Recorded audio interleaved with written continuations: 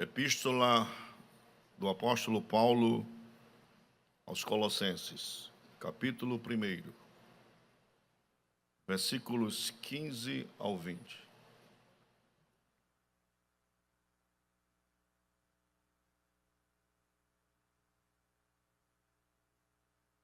Todos acharam?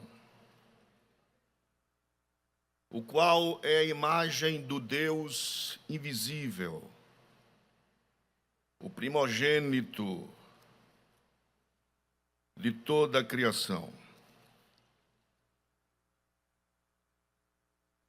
Porque nele foram criadas todas as coisas que há nos céus e na terra, visíveis e invisíveis, sejam tronos, sejam dominações, sejam principados, sejam potestades.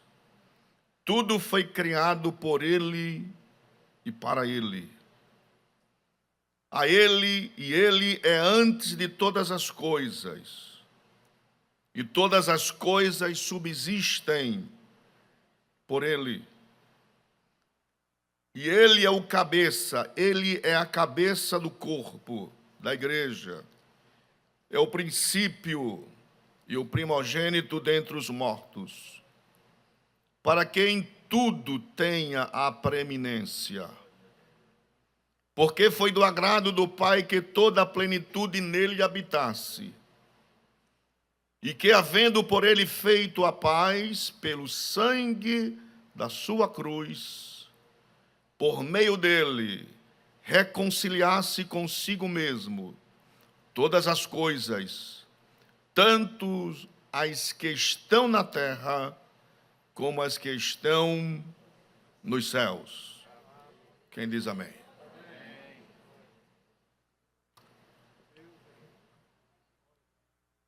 Meus amados, no culto de Santa Ceia, há sempre uma expectativa, no sentido de que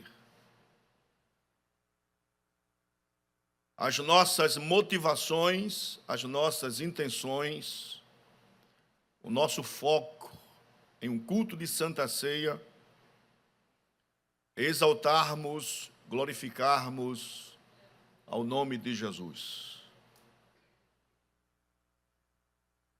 A epístola de Paulo aos Colossenses, Paulo nunca foi em Colossos, irmãos, nunca foi. Possivelmente, Paulo, ele manda diretrizes para a igreja de Colossos quando está em Éfeso. Os irmãos sabem que Paulo passou 3 anos em Éfeso. Éfeso era a cidade da grande deusa Diana. E essa deusa era a deusa da fertilidade. Os irmãos bem lembram que quando Paulo chega em Éfeso e os judaizantes percebem a doutrina de Paulo com respeito à supremacia de Cristo como Filho de Deus, apresentando o sacrifício vicário da cruz, a morte cruenta, a expiação ilimitada, que é capaz de salvar a todo homem que se encontra mergulhado no pecado. Paulo encontra oposições ferrenhas, porque os judaizantes, a despeito de alguns crerem em Cristo, eles queriam que todas as normas, diretrizes da lei fosse guardada principalmente sobre a circuncisão, que é um pacto abraâmico que Deus fez. E eles queriam que eles guardassem dias santificados, sábados, as luas novas, enfim, todo o aparato da lei eles tinham que guardar. Mas Paulo sabia que Jesus, ele é o Cordeiro de Deus, que antes mesmo da fundação do mundo, Deus já preparou nas eras eternas o sacrifício que iria redimir o homem do seu pecado. E alguém perguntou como se Deus sabia que o homem iria pecar, que o homem ia denegrir a moral, a personalidade divina, a imagem de Deus estampada nele, e porque Deus cria o homem e o mundo entrou numa bancarrota, o mundo entrou numa perdição total, o mundo entrou num declínio total. Aí eu disse, porque somente Deus sabe tirar da tribulação, daquilo que os gregos chamavam de híbris, da confusão cósmica, o nosso Deus no pecado do homem, ele promete no Éden, a semente da mulher ia se levantar e esmagar a cabeça da serpente. Glórias a Jesus. Por isso que nós estamos aqui nesta noite. Então a temática de Paulo aos Colossenses é a cristocentridade, ou seja, é a cristologia que está em evidência na carta aos Colossenses. E no capítulo 1, versículo 15, Paulo vai falar de uma coisa que para os gnósticos seria um absurdo. Os gnósticos, eles não acreditavam na encarnação, os gnósticos não acreditavam na ressurreição. Então, para ele, a concepção do transcendental, baseado naquilo que os grandes filósofos pregaram e ensinaram no logos divino, na fagulha que saía da divindade superior. E os gnósticos diziam que a matéria, a carne é má, se denigre, se corrompe, apodrece, entra em declínio. Os gnósticos diziam que jamais um ser divino poderia descer e habitar entre os homens. Mas Paulo, escrevendo a sua primeira epístola aos Coríntios, no capítulo 15, Paulo vai tocar nessa questão do homem que fenece, da carne que apodrece. Paulo vai dizer que o Cristo exaltado, que o Cristo que fez o sacrifício na cruz, esse mesmo Cristo que padeceu pelos homens, que desceu à sepultura, que ressuscitou ao terceiro dia, que ascendeu ao céu, que está sentado à destra de Deus, que há de vir e julgar os vivos e os mortos, esse mesmo Jesus, pelo poder da ressurreição, ele trará os corpos daqueles que já morreram outra vez. E isto aqui que é matéria, que apodrece, que denigre, que se corrompe, ele vai revestir o homem outra vez de incorruptibilidade e de imortalidade, e nós seremos semelhantes a ele, porque nós estaremos com ele. Este é o propósito de Cristo Jesus em nossa vida. Quem acredita, levanta as mãos e diz amém.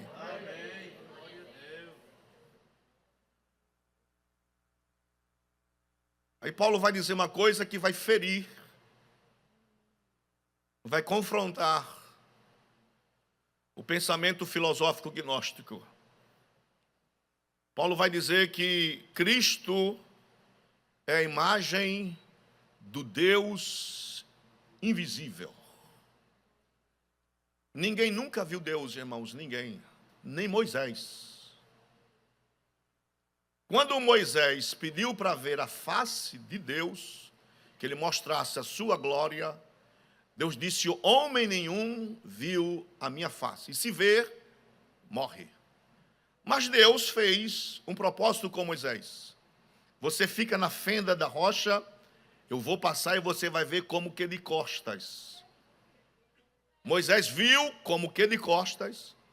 A Bíblia diz que quando Moisés desceu do monte, o seu rosto brilhava, a ponto de ninguém suportar a glória que estava na face de Moisés.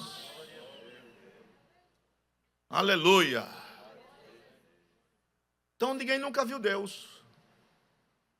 Deus disse, a Bíblia diz que Deus via Moisés e Moisés não via a Deus. A palavra ali, irmãos, é uma palavra hebraica, panim ao panim, que é um anteparo que divide duas pessoas.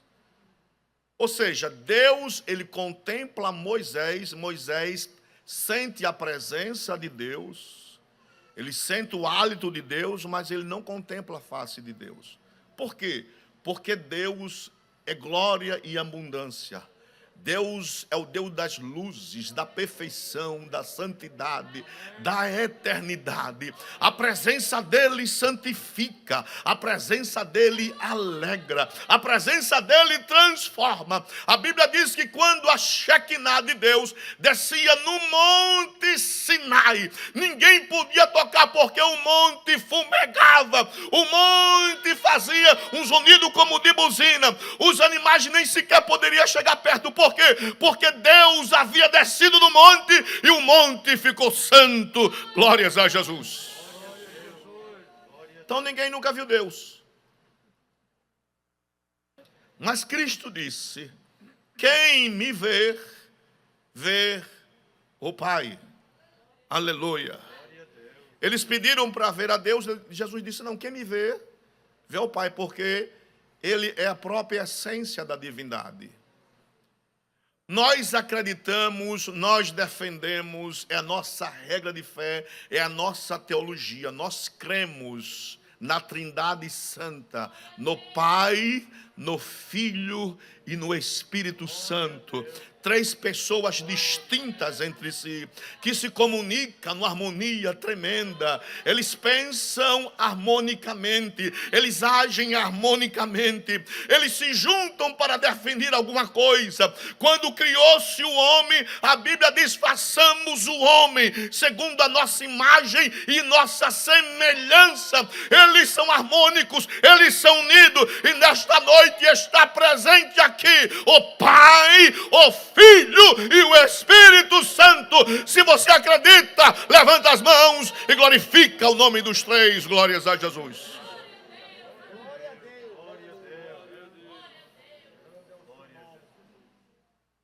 Essa imagem aqui, irmãos, não é uma imitação de Deus. Os irmãos sabem que quando João escreve o seu evangelho, já na época de João, a questão gnóstica docetista era muito forte.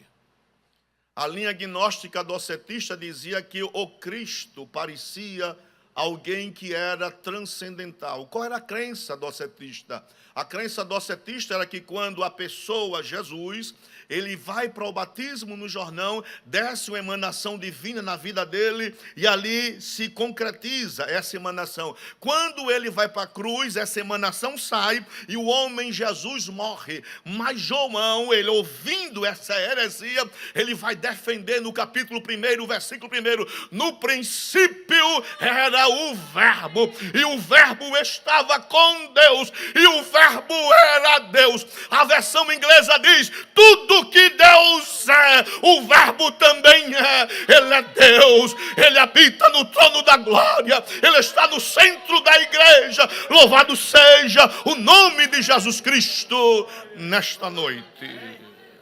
Glória a Deus, glória a Deus. Nós nunca vimos Jesus, mas pela fé nós sentimos Jesus bem pertinho de nós. Na quinta-feira pela manhã eu estava sozinho em casa. E Deus me deu uma palavra em Hebreus capítulo 11, versículo 23 em diante, sobre Moisés.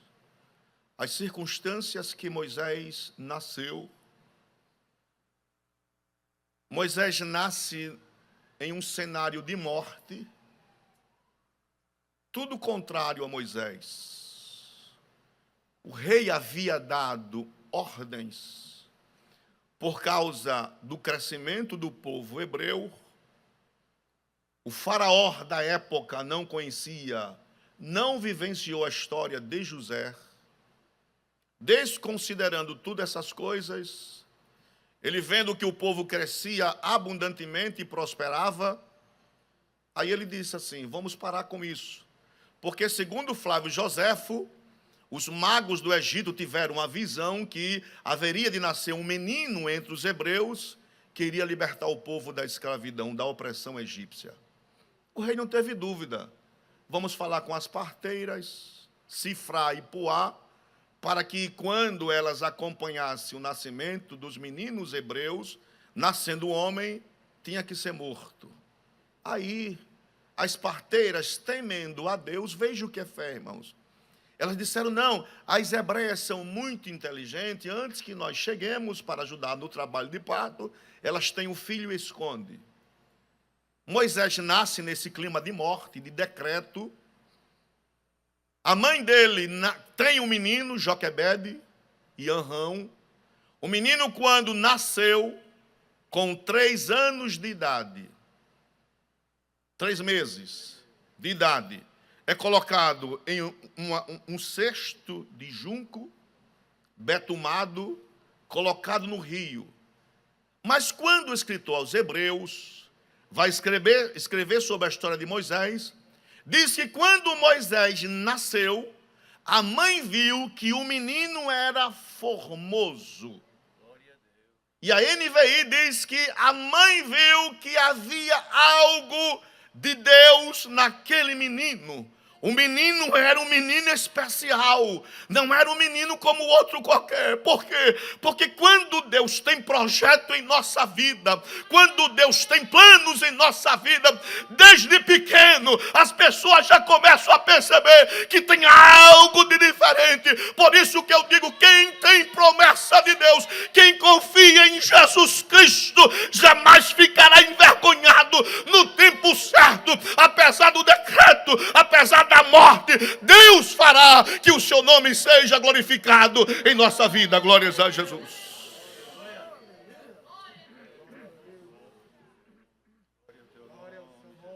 Jesus Cristo é a imagem do Deus invisível.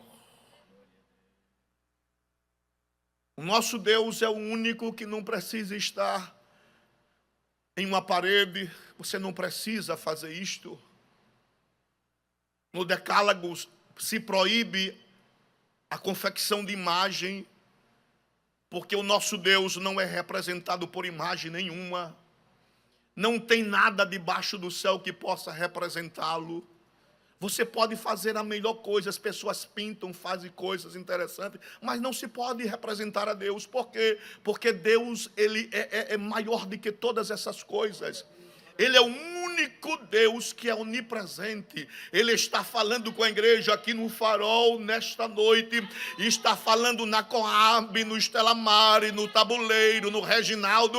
O mesmo Deus, isso é um mistério. Ele está presente em todo canto. Ele é onisciente, conhece todas as coisas, o profundo e o escondido, e com ele não mora trevas, porque diante dele tudo é luz. Ninguém pode fugir dele.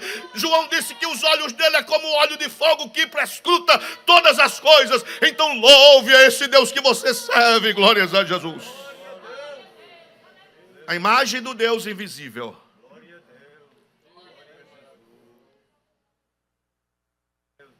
Aleluia. Aí Paulo continua no versículo 15 dizendo: ele é o primogênito de toda a criação. Aí os arianos, pegando a doutrina de Ário, concebe que Cristo tem um princípio, que ele foi criado, que ele é proveniente do Pai, que ele sai de dentro de Deus. E essa doutrina, irmãos, sola por a fé de muita gente.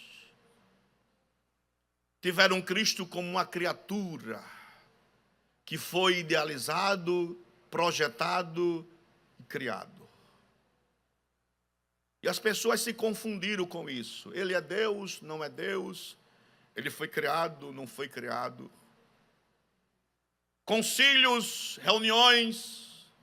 Quando chegou no ano 325 em Niceia, o grande concílio se reúne para dirimir as dúvidas sobre o Cristo, o Filho de Deus. E o concílio se reúne e bate o martelo.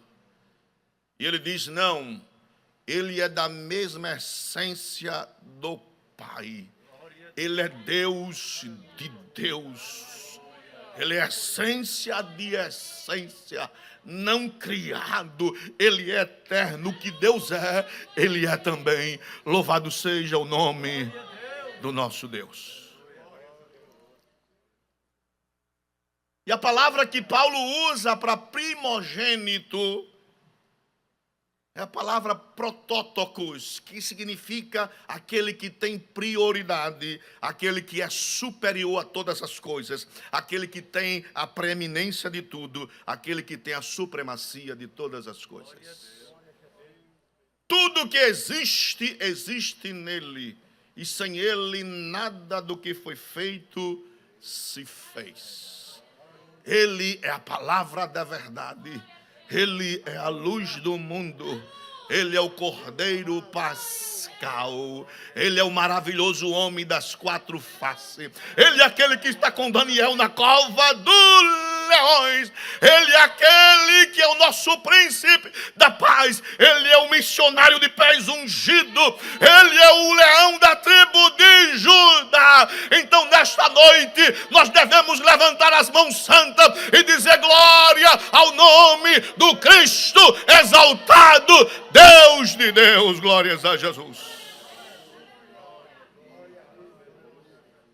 E nós vamos cear nesta noite por causa dele.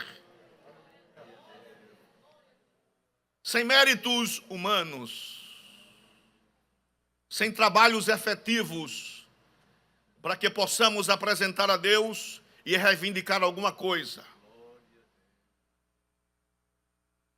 Paulo está trazendo aqui que a falência humana do homem do pecado, do Éden, que maculou a imagem de Deus nele. O homem peca, transgrediu contra Deus. Não tem sacrifício palpável humano para redimir esse homem. Porque não vem de obras, não vem através de esforços humanos, não vem. Nós cremos pela fé que quando Cristo ele se dispõe a vir para oferecer como sacrifício, que vai deixar a sua glória, a sua majestade, o seu poder, vai deixar o trono da glória.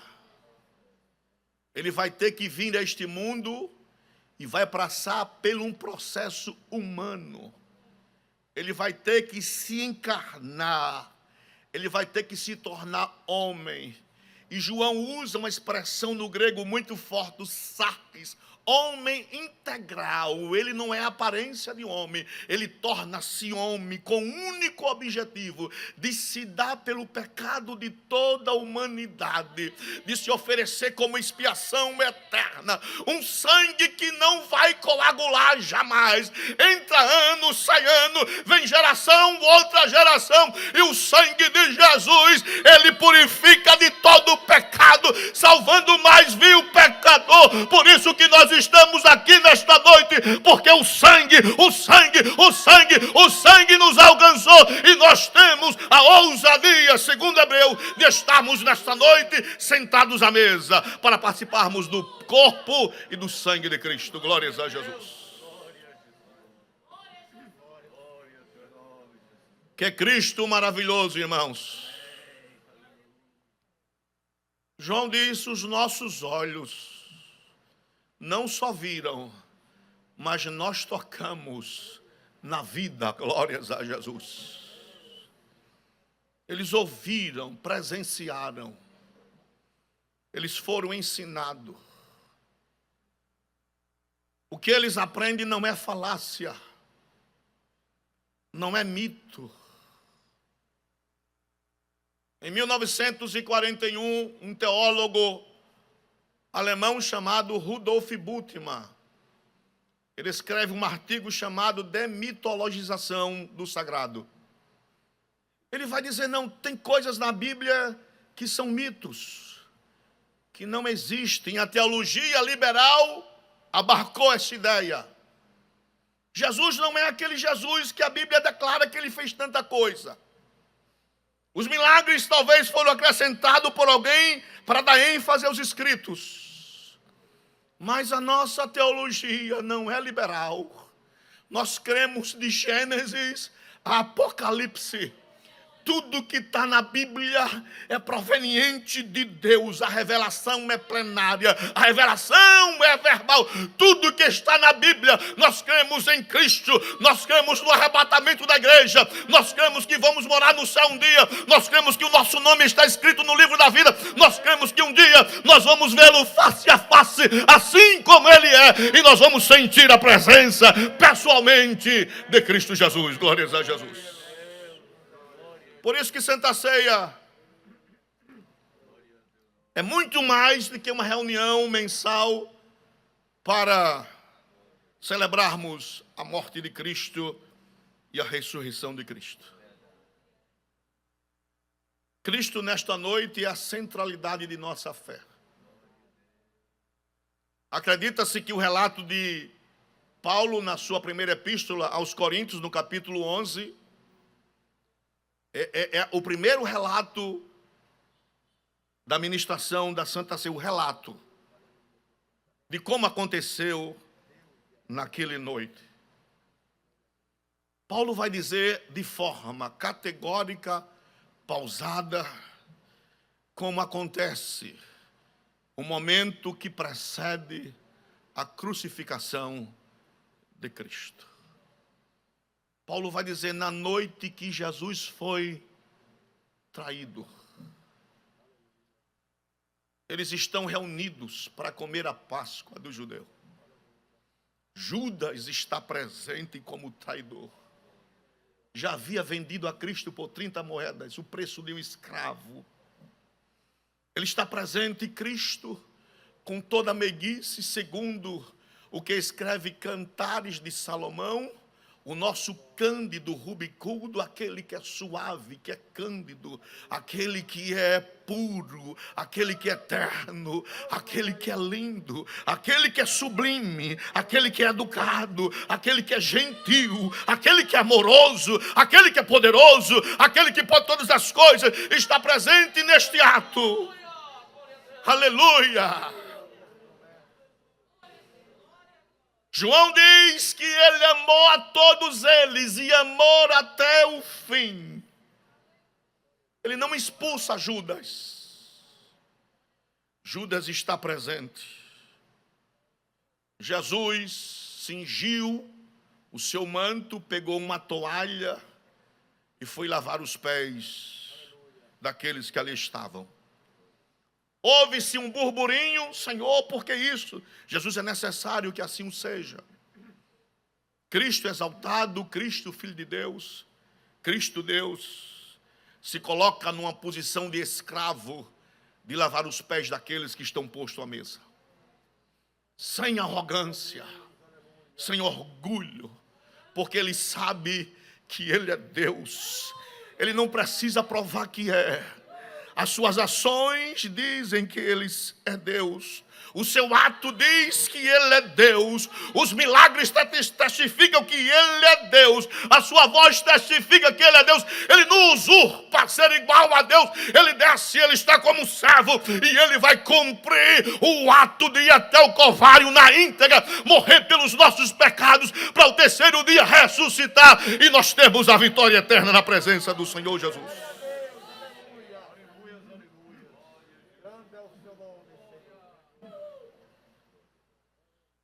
Jesus disse, aquele que eu der o bocado molhado, esse há de me trair. Ele já havia traído, o traidor estava presente. Era costume do dono da casa molhar um pedaço de pão no molho e dar ao convidado mais ilustre presente. Jesus não é cínico, irmão. Jesus não é falso. Jesus não é hipócrita. Quando ele dá o bocado a Judas, não é por hipocrisia, é por amor. Jesus não quer que ninguém se perca. Jesus não quer que ninguém morra sem ele. Ah, que amor infinito, o amor de Jesus. Ele nos ama, Ele nos quer bem, Ele nos aconchega, Ele nos abraça, Ele nos levanta, Ele nos anima. Ele está aqui nesta noite para isso. A Santa Ceia é para nós testemunharmos que Jesus ressuscitado está conosco e Ele tem resposta para você nesta noite.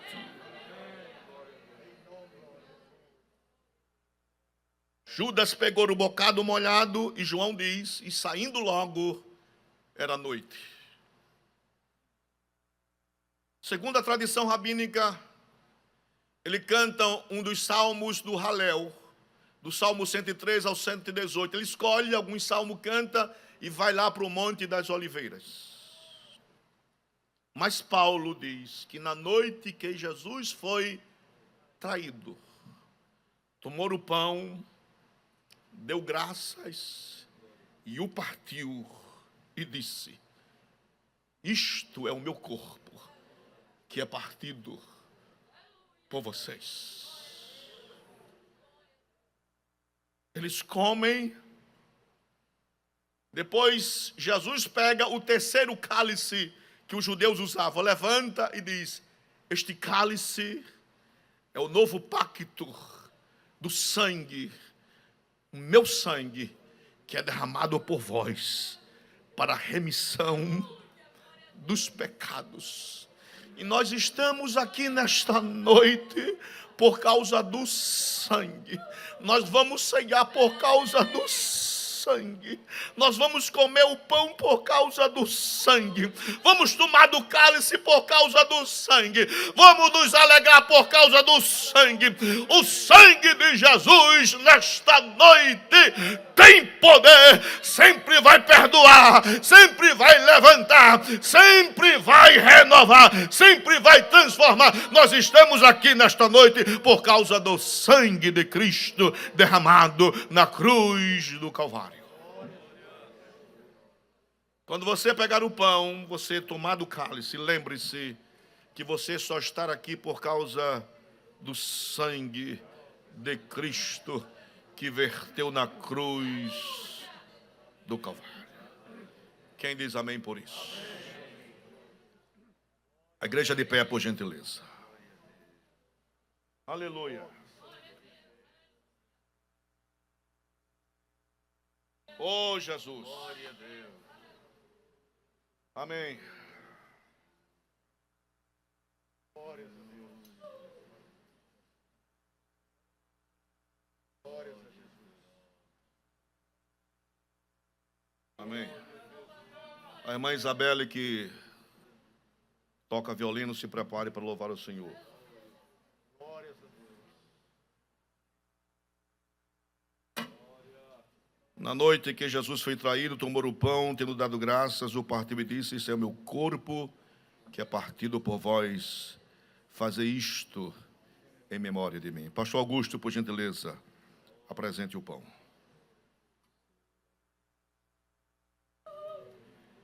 Amoroso e eterno Deus, Pai de nosso amado e Salvador Jesus Cristo, Deus de Abraão, Deus de Isaque e Deus de Israel, aqui está este pão, meu Senhor, que representa o teu corpo, Senhor, que foi crucificado ali na cruz do Calvário, onde derramaste o teu sangue precioso para nos salvar da perdição eterna. Abençoa, Senhor, este pão e todos os teus servos que dele vão participar. Assim te pedimos, no nome santo do Senhor Jesus, e todos dizem amém.